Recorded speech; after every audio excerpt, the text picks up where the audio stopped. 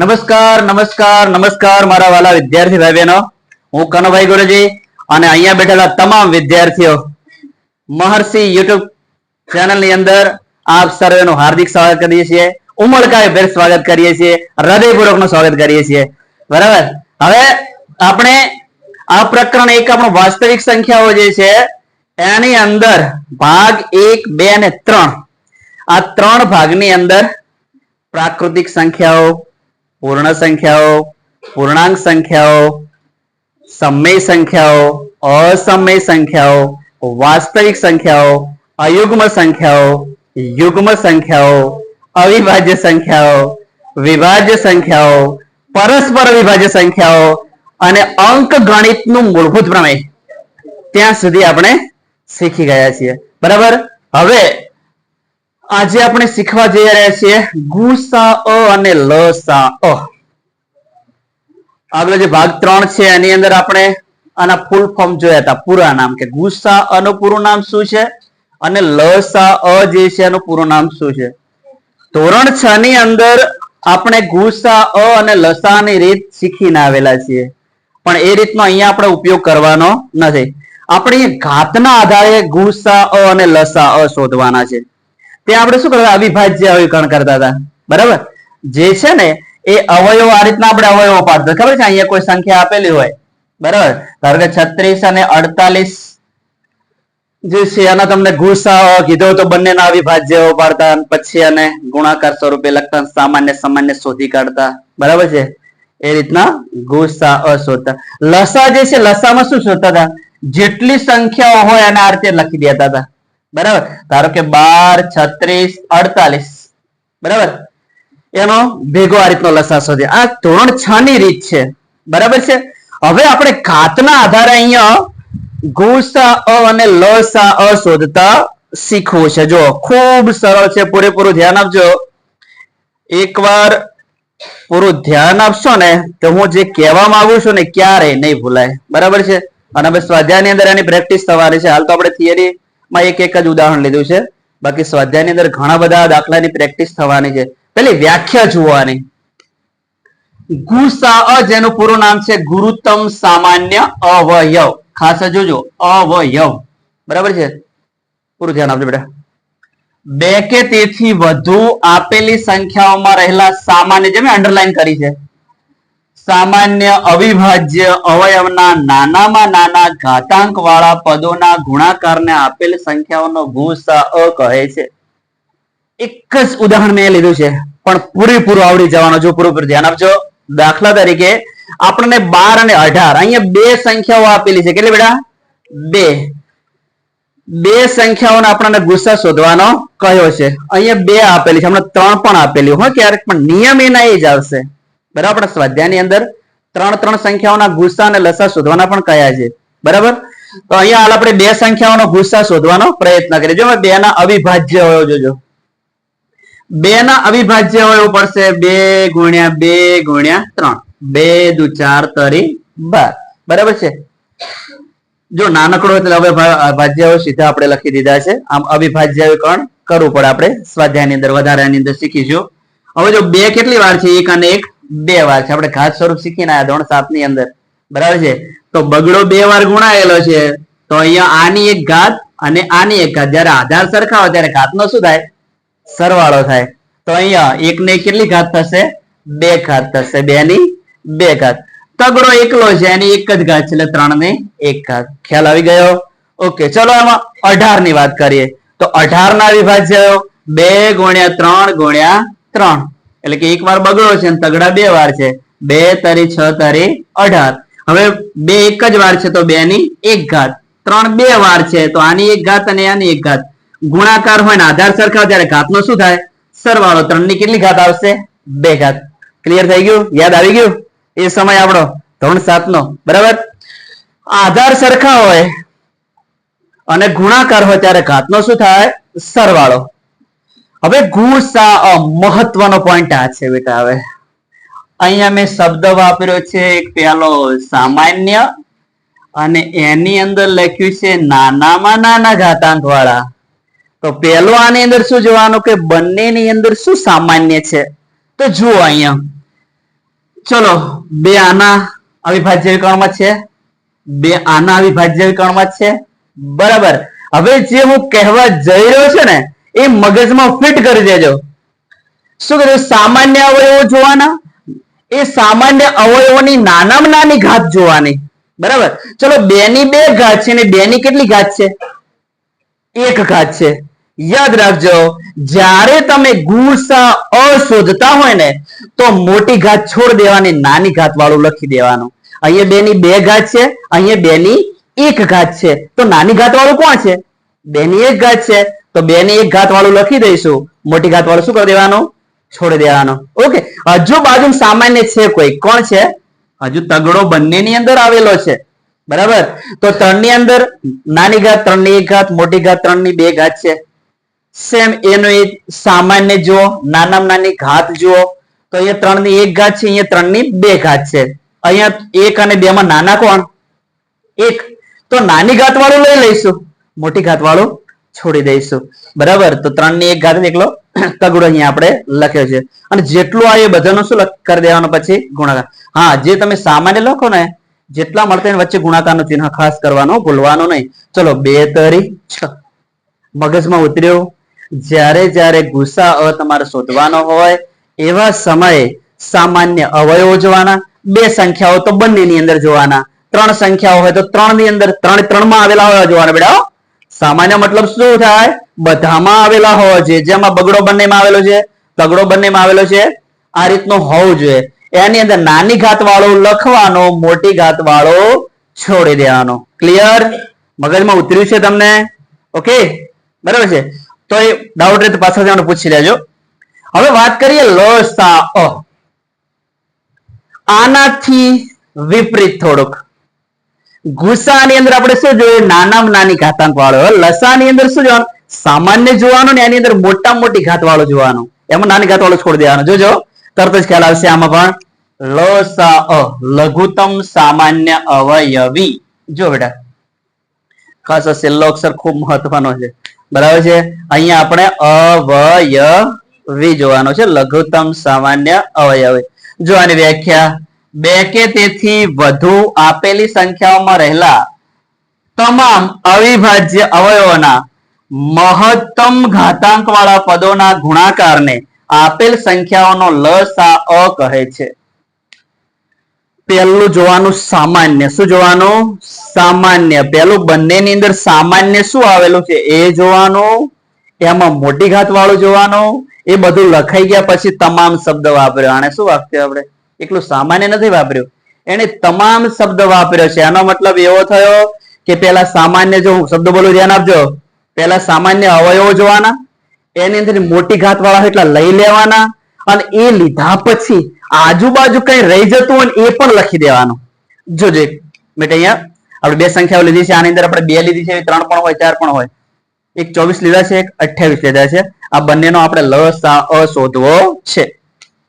ચલો 24 ના અવિભાજ્ય હવે બેટા ઊંચું જોજો, બોર્ડમાં નજર ચોટેલી જ હોવી જોઈએ. 2 દુ 4 દુ 8 કરી 24. ચલો બગડા કેટલી વાર છે?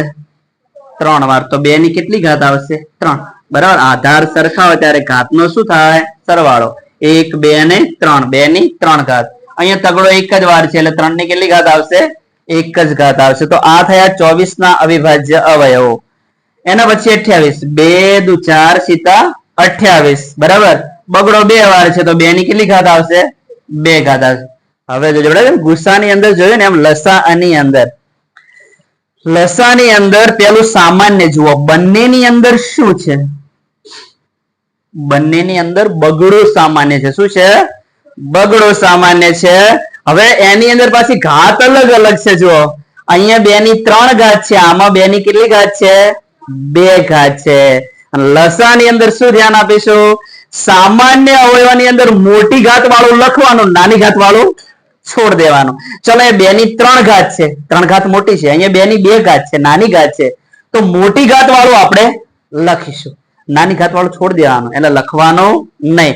જો તો અહીંયા 2 ની 3 ઘાત આપણે લખી દીધી છે, 2 નો વર્ગ છે અને છોડ દીધો છે.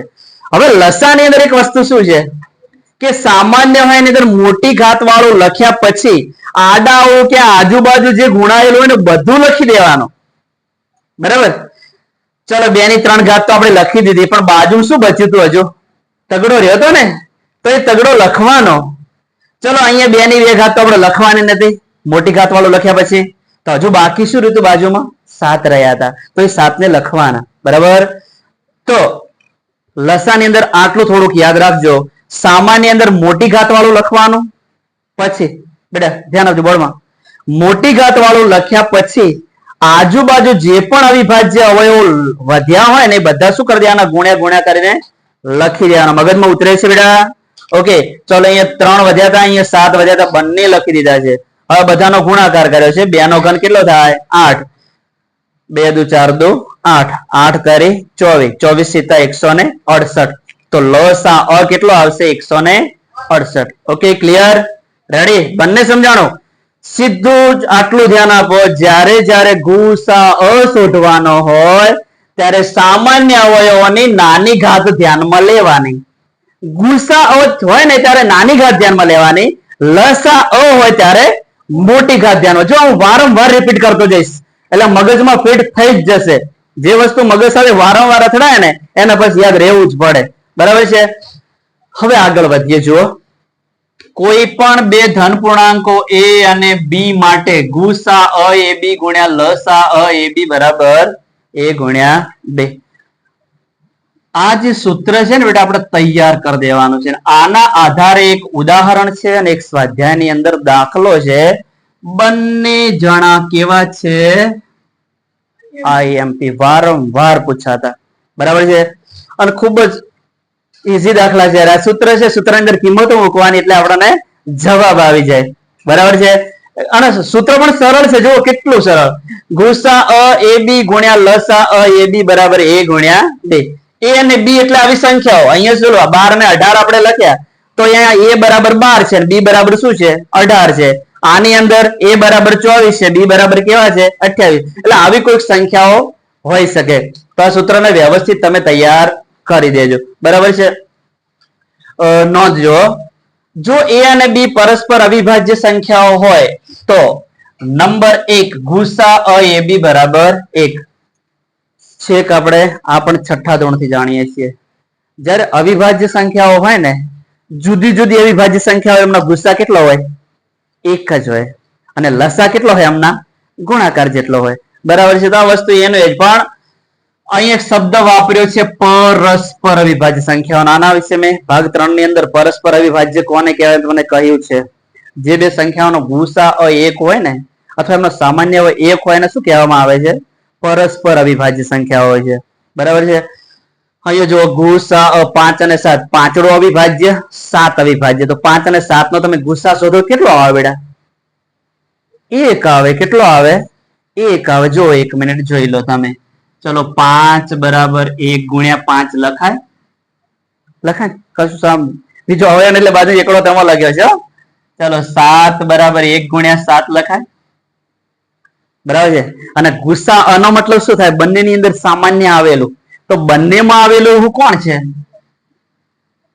1. તો બંનેનો ગુસા કેટલો આવશે? 1 આવશે. કારણ કે 5 અને 7 કેવા છે? પરસ્પર અવિભાજ્ય છે. ચલો લસા અ તમારે શોધવો હોય તો 1 તો સામાન્ય છે. તો લસા અ બરાબર 1 ગુણ્યા 5 ગુણ્યા 7. બરાબર? એકડો સામાન્ય તો પેલા લખ્યો મેં. અને મેં તમને અહીંયા શીખવાડ્યું કે સામાન્ય લીધા પછી આડાઅવળું જે પણ હોય લખી લેવાનું. તો પહેલામાં શું વધ્યા હતા? 5 વધ્યા હતા. બીજામાં વધ્યા હતા 7. એ બંને લખી દીધા. ઓકે? 1 5 5, 5 સીધા 35. ઓકે? તો જોયું તમે અહીંયા અવિભાજ્ય સંખ્યાઓ હોય તો એમનો ગુસા કેટલો આવે? 1 આવે. અને લસા કેટલો આવે? એમના ગુણાકાર જેટલો. બરાબર? 5 સીધા 35. યાદ રહેશે? ચલો 2 અને 3 નો ગુસા કેટલો આવે? 1. અને 2 અને 3 નો લસા અ, રાઈટ? 2 તારી 6. ચલો 3 અને 5 નો ગુસા અ કેટલો આવે? રાઈટ? 3 અને 5 પરસ્પર અવિભાજ્ય છે. એમનો લસા અ કેટલો આવે? શાબાશ, ધન્યવાદ બેટા. તો આ રીતે જ્યારે અવિભાજ્ય સંખ્યાઓ હોય, જુદી જુદી અવિભાજ્ય સંખ્યાઓ, તો એમનો ગુસા છે 1 આવે અને લસા કેટલો આવે? એમના ગુણાકાર જેટલો. ચલો બેટા એક જવાબ આપજો અહીંયા. हाथ ऊंचो करो, डायरेक्ट कोई जवाब ना बोलता। गुसा 8 અને 9 બેટા બોલજો, હાથ ઊંચો કરો। 8 અને 9 નો ગુસ્સા કેટલો આવે? ચલો વિચારો, વિચારો, મગજને એક કામે લગાડો। બરાબર બેટા? હો વ્રત બોલ બેટા। 1 મેં તમને હાલ તરત યાદ કરાયું અને આપણે આગળ શીખ્યા ભાગ 3 ની અંદર। હા, તમારા મગજમાં શું આવે બેટા ખબર છે?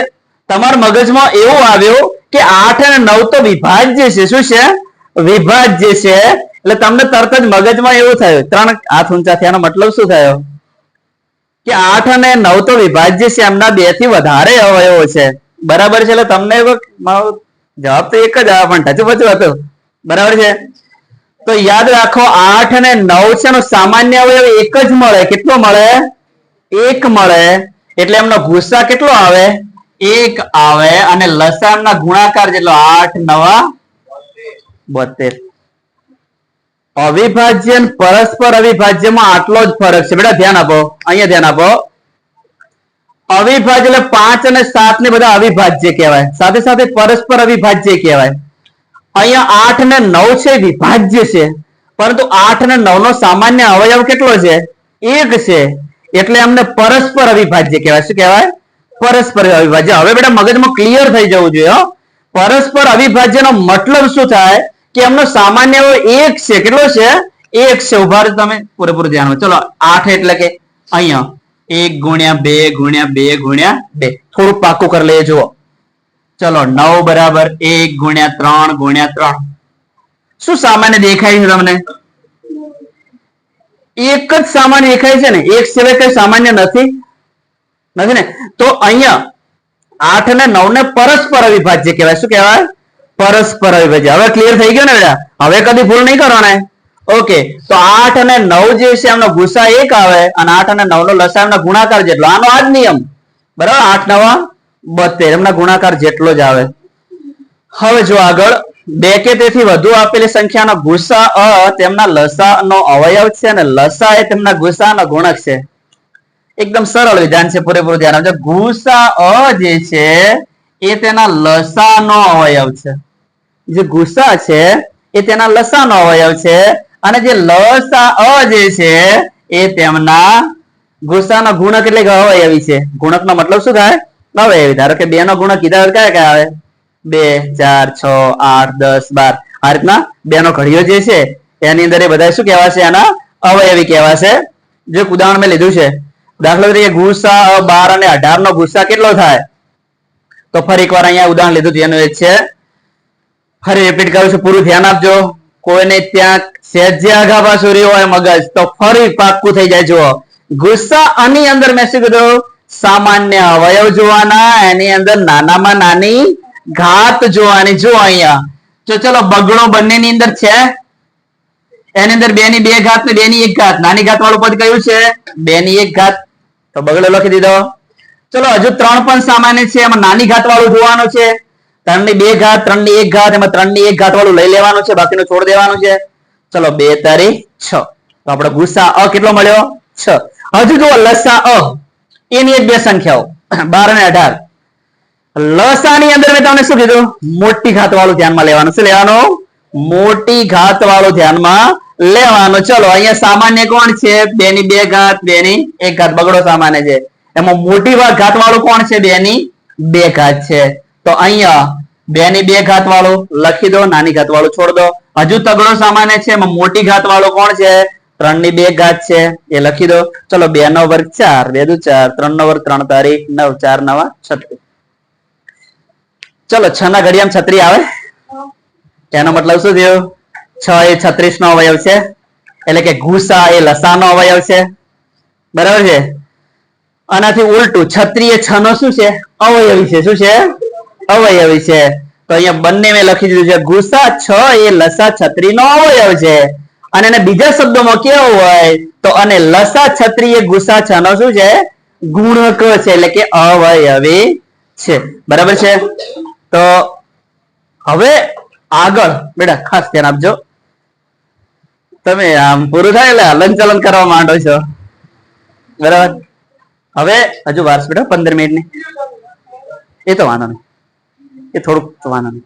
જો હવે પછી પ્રમેય 1.2 જે અવિભાજ્ય સંખ્યાઓ જે છે એના વર્ગમૂળ જે હોય ને બેટા, થોડીક પૂર્વ ભૂમિકા થોડુંક સમજો બેટા, પછી થોડીક વાર બેટા, થોડોક ટાઈમ આપો તમારો, બરાબર. થોડા કાઢા થઈ જાવ.